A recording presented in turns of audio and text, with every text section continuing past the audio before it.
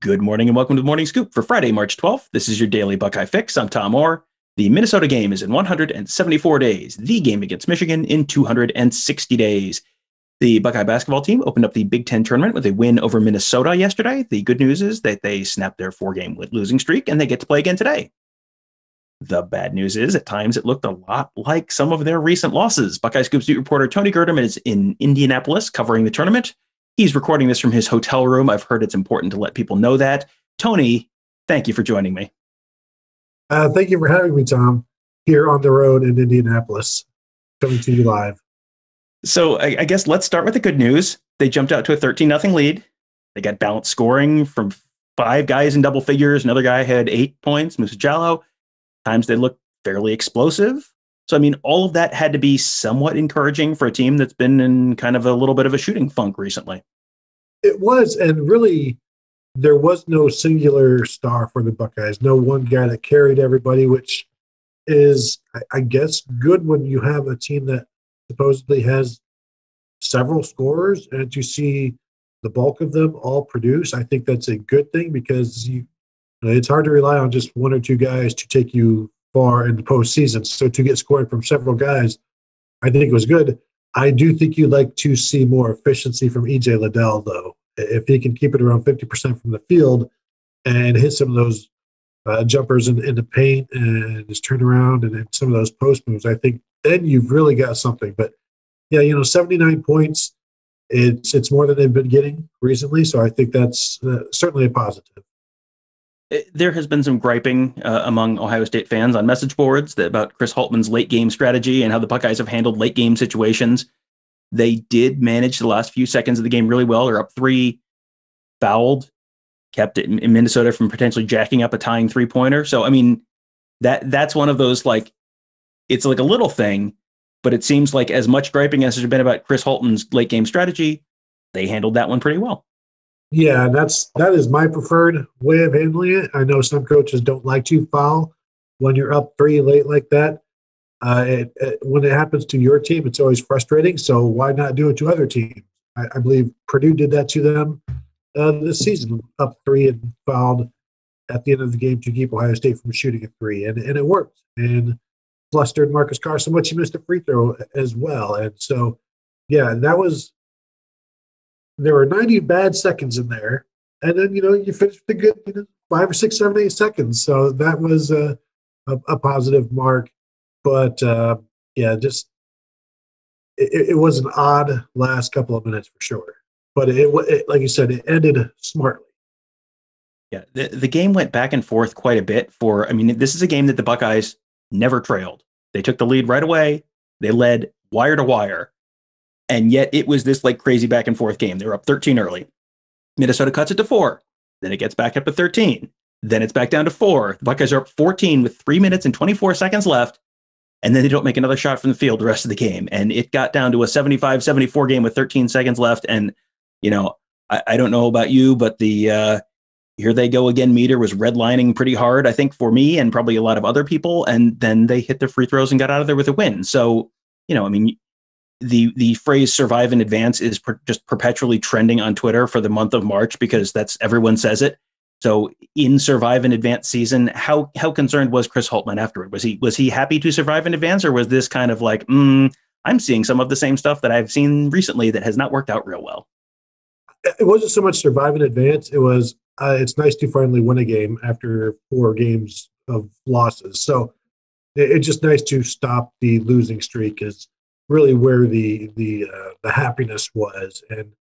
And so, he always spins it, or I don't even know if it's spinning it, but explains it a way that Big Ten is very tough, which it is.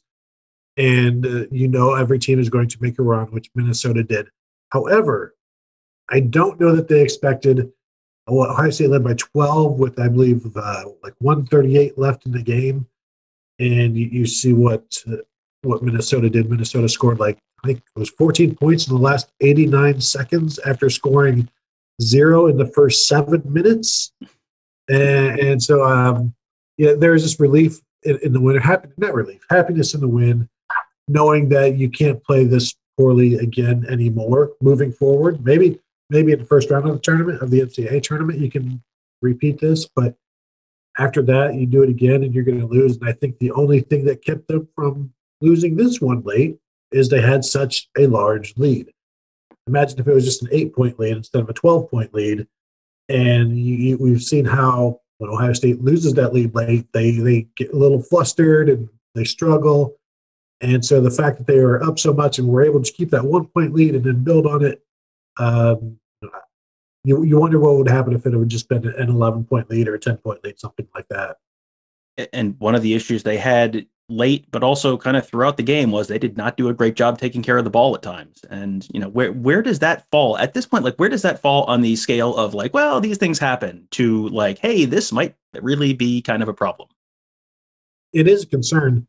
CJ Walker came off the bench today voluntarily. He told Chris Holtmann he wanted to come off the bench. So right away, you take your point guard off the court for the first 4 minutes of the game and maybe put your offense at a disadvantage, even though this lineup has worked in the past with Justice Suing starting at point guard. So there's a history there. But in the past couple of weeks, they've been very careless with the ball.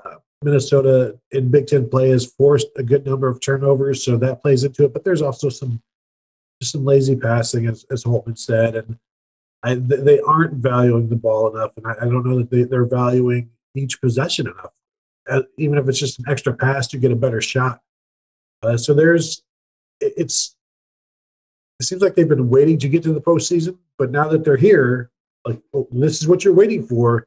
You need to start playing like it, value each possession, take care of the ball. And that doesn't mean don't do anything with it. It just means whatever you do with it, do it the proper way. And that's been lacking a little bit. Coming up a little later on today, they get their third crack at Purdue. They've lost both of their first two meetings to the Boilermakers. Both of those, though, were pretty close games. I mean, they were not getting blown off the court by 30 points. So is something that motivation is never in short supply this time of year, but is that a little bit of extra motivation for this team? What did they have to say after the game? It is, and we talked to CJ Walker after the game. CJ did not play in the second game, which was the last second loss. EJ Liddell did not play in the first game, which was a 7-point loss. Both games, Purdue scored 67 points, and you would think if Ohio State holds them to 67 in this one, that would be enough to get the win. It's really hard to beat a team 3 times in 1 year, as we know, and Ohio State was undermanned in both games. This time they'll be as evenly manned, I guess, as you would say. They're full strength as they've been for a while, and so I think they're expecting a different outcome, but there's also certainly, beyond just the expectations, the want for revenge. CJ Walker mentioned that after the game. He actually said the revenge word, and so that is on their mind. And so, Chris Holtmann isn't talking revenge necessarily, just talking about how they let a couple of games get away from them against Purdue, and you can't have that again. You got to close strong. You got to be more physical. You got to be more forceful, and everything he says after every single game, win or lose, we needed to be more forceful. And with this Purdue team, Ohio State is more talented than Purdue, but for some reason Purdue has been able to get them this year. And again, you don't have EJ Liddell and you don't have CJ Walker. You would think that those two things like that could explain it away, but that doesn't mean we're going to just walk over them on Friday. Yeah, that's in games with real fine margins, missing key players is certainly something that's not too hard to figure out. Like, hey, that might have something to do with it. Finally, wanted to let you kind of address this a little bit. I mean, this is obviously a little different than a normal Big Ten tournament. You were in Lucas Oil Stadium for the game on Thursday. So what was that like, and how different was it from what's there like during a typical season? It was odd. There was only a small handful of media courtside, and I'd say courtside, it's on one of the baselines. There's like 3 rows of media, maybe like 5 wide, so maybe like 10 guys downstairs. And then I was, of course, up in the football press box, where we have spent many days covering Big Ten championship game. And boy, it's certainly tall up there. It's hard to see what's going on, and it's honestly hard to follow. But you do have a couple of big screens, in the scoreboards. But It's not the best place to cover a basketball game up there, and then with about 5 minutes, no, actually like around halftime, one of the red coats came around and told us that we were going to have to leave after the game, like immediately after the game, going to have to go move to another end of the press box so that they could clean this area. Now, mind you, Tom, we were the only ones in this area, and this area is assigned seating. So, as far as I understand it, they wanted us to leave so that they could then clean our areas so that I guess I didn't give myself COVID. So I do appreciate that. But then after the game, I had moved. I moved with like 4 minutes left and watched from a different high angle, which was actually better because I was no longer behind the basket and I could see more. But then as I'm finishing up the game story after the post game, then, people came over and said, you guys have to move. We have to clean here. And I know the same thing happened downstairs with the courtside media. And Tom, the one thing you should never, ever do, tell media who are working that they need to move. I'll invite the listeners and the viewers to go try it sometime and see how it goes for you. Yeah, what are the two things you least want to hear when the game is over? You have to move right now, and there's no pizza. The two worst things you can possibly hear at the end of any kind of game. Tony and the Buckeyes will be back in action later on today, playing Purdue. Tony will be there to cover it today, and as long as Ohio State is there, Tony will be there this weekend. Could be a fun weekend in Indianapolis, and then Sunday is Selection Sunday. So by the time we're doing our next Monday morning scoop, we'll have an NCAA tournament bracket to talk about. That'll be fun.